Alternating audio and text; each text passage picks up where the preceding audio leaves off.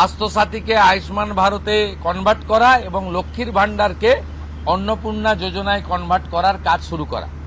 আগামীকাল বিকেলে নবান্ন থেকে আমি এবং সংশ্লিষ্ট দপ্তরের মাননীয় মন্ত্রী, সিএস, এফএস এবং অন্য আধিকারিকদের উপস্থিতিতে অগ্নিমিত্রা পাল এবং আমি একটি ফর্ম পাবলিশ করব, যেই ফর্ম অন্নপূর্ণা যোজনায় ফিল আপ করতে হবে এবং আমরা কালকেই বিস্তারিত বলবো। কারণ এনরোলমেন্ট যখন যত তাড়াতাড়ি করবেন তত বেনিফিট আমরা দিতে পারব। আমাদের অন্নপূর্ণা যোজনার প্রক্রিয়াটা শুরু হয়ে যাবে কাল থেকে।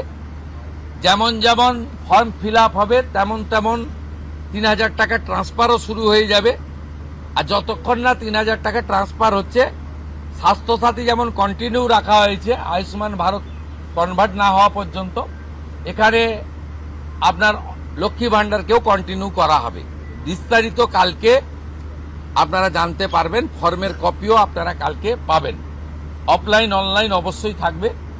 শুধু পাবলিকের উপরে ছেড়ে দেওয়া হবে না, বিধায়করা নিজ উদ্যোগে ফর্ম ফিল আপ করাবেন এবং সরকারও বিডিওদের নেতৃত্বে প্রত্যেক বাড়িতে বাড়িতে ফর্ম ফিল আপের জন্য সহযোগিতা করার জন্য লোক পাবেন। এবং মাথায় রাখতে হবে, ভারতীয়রাই কেবলমাত্র এই সুযোগ পাবেন, অভারতীয়রাই সুযোগ পাবেন না।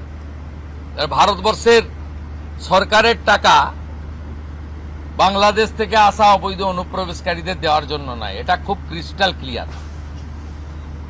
সরকারি বাসে আপাতত সব মহিলাদের আমাদের ফ্রি সুযোগ তারা পাচ্ছেন আগামী সপ্তাহ থেকে।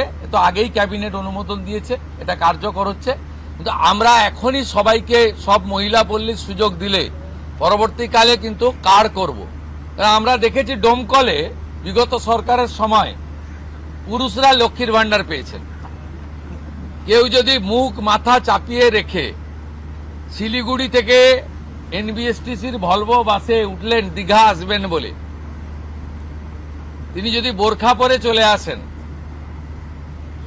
তাহলে তাকে পুরুষ না মহিলা দেখার কোনো মেকানিজম বাসের ড্রাইভার কন্ট্রাক্টরের নেই।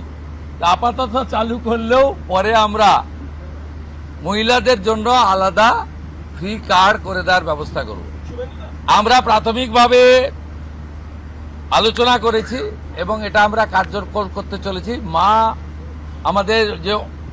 আমাদের মা ক্যান্টিন রয়েছে, সেই ক্যান্টিনগুলোতে ৩৬৭টা, তাই তো, অ্যাপ্রক্স ৪০০-র কাছাকাছি সংখ্যা আপাতত এই থাকছে। সেখানে আমরা ২ দিন করে মাছ খাওয়াবো, সপ্তাহে 2 দিন করে মাছ খাওয়াবো, 5 টাকাতেই খাওয়াবো। এই কাজগুলো আমরা করছি। বাকি অন্যান্য বিষয়গুলো আছে, হবে। আমরা কয়েকটা প্রোগ্রাম পেয়েছি। সেটা হলো আগামী 30 তারিখে কেন্দ্রীয় আরবান এবং পাওয়ার মিনিস্টার আসছেন, অগ্নিমিত্রা পাল মহোদয়, তার প্রোগ্রাম পুরো অ্যাসিস্ট করছেন। আমিও একটা সময় নিশ্চয়ই কাটসিমিট করব। 4 তারিখে শিপিং মিনিস্টার আসছেন, শিপিং রিলেটেড মিটিং হবে। 6 তারিখে মাননীয় রেলমন্ত্রী আসছেন। আর 8 তারিখে দিল্লিতে স্বাস্থ্য দপ্তরের সঙ্গে পশ্চিমবঙ্গ সরকার আয়ুষ্মান ভারতের এগ্রিমেন্ট করবেন। এই প্রোগ্রামগুলো আপনাদের মাধ্যমে আমরা জানাতে চাই। আমাদের সরকার, আপনাদের সরকার আগামী সপ্তাহ থেকে মুখ্যমন্ত্রীকে বলো বন্ধ হয়ে যাচ্ছে, তার জায়গায় আমরা নাম দিচ্ছি আপনার সরকারকে বলুন। আর পুরনো যে নাম্বার ছিল ও নাম্বারেরও বদল আসছে। এই সংক্রান্ত বিস্তারিত যেদিন আমরা লঞ্চ করব সেই দিন আপনাদেরকে নাম্বার জানাবো। নামটা আমি আজকেই জানিয়ে দিলাম, আপনার সরকারকে বলুন। মাননীয় রাজ্যসভার সাংসদ শ্রমিক ভট্টাচার্য মহোদয়কে নাম ঠিক করার জন্য সরকার পরামর্শ চেয়েছিল, তিনি এই নামটা ঠিক করেছেন। মুখ্যমন্ত্রী হিসেবে আমি সেই নামটা গ্রহণ করেছি। देखा जा रहा है बहुत सारे लोग जो है हाथीपुर बॉर्डर, बहुत सारे बॉर्डर पे जमा हो रहे हैं, वो बॉर्डर क्रॉस करना चाह रहे हैं। क्या ये जो ऑर्डर आपने किया था, स्टेट गवर्नमेंट ने किया था, होल्डिंग सेंटर हर एक डिस्ट्रिक्ट में होना चाहिए, उसके बाद डर के मारे जो है लोग बॉर्डर क्रॉस करना चाह रहे हैं? ये एग्जिस्टिंग फॉरेनर्स एक्ट है, कोई नया कानून नहीं है। और ये लोग चला जाना चाहिए और उनका बांग्लादेशी जो नागरिक है उनका लेने का जिम्मेदार तो है उनका। तो जब हम लोग यहाँ से बोल रहा था तब वहां से उनका जो स्पोक्स पर्सन है, मैं देखा था सोशल मीडिया में और यूट्यूब में आया, जो उन्होंने बताया जो बांग्लादेशी है वो तो हम लोग ले लेगा।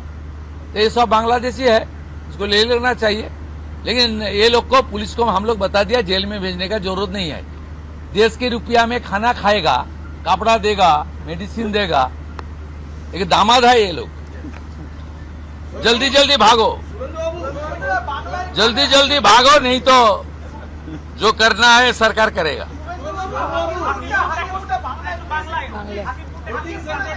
না না, আমি হাকিমপুর সম্পর্কে জানি না, আমি মিডিয়াতে দেখছিলাম। কিন্তু এটা নতুন কিছু নয়, প্রেজেন্ট অ্যাক্টই রয়েছে। এবং আমরা বলে দিয়েছি যে বাংলাদেশের অবৈধ অনুপ্রবেশকারী তাদেরকে কোর্টে পাঠানোর কোনো দরকার নেই, আইনে নেই। সরাসরি পুলিশ নেবে এবং বিএসএফ এর হাতে হ্যান্ডওভার করবে। বিএসএফ এর যা ভারত সরকার বাংলাদেশ সরকারের সঙ্গে আছে এগ্রিমেন্ট, ওতে বাংলাদেশি প্রুফ করে হ্যান্ডওভার করে দেবে। আমাদের জেলে 3 মাস 6 মাস 2 বছর রেখে আপনার চাল, আপনার ডাল, আপনার তেল, আপনার মাছ, আপনার ডিম, আপনার কাপড়, আপনার মেডিসিন ওদেরকে দেব কেন?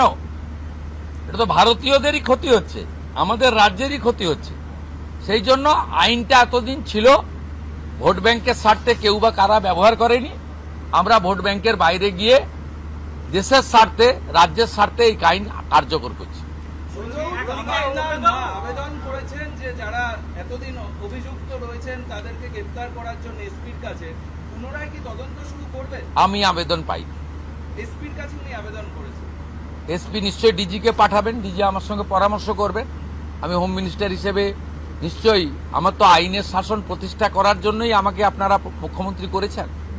তা আইনের শাসনে তামান্নাও আইনের শাসন পাবেন। আমরা তো বলেছি শাসকের আইন চলবে না, আইনের শাসন চলবে। বিরোধী দলের আমরা তো বলেছি স্কুল, কলেজ, মন্দিরের 1 কিলোমিটারের মধ্যে মদের দোকান লাইসেন্স দেওয়া যাবে না। এ সরকার অন্যভাবে চলবে, চিন্তার কোনো কারণ নেই।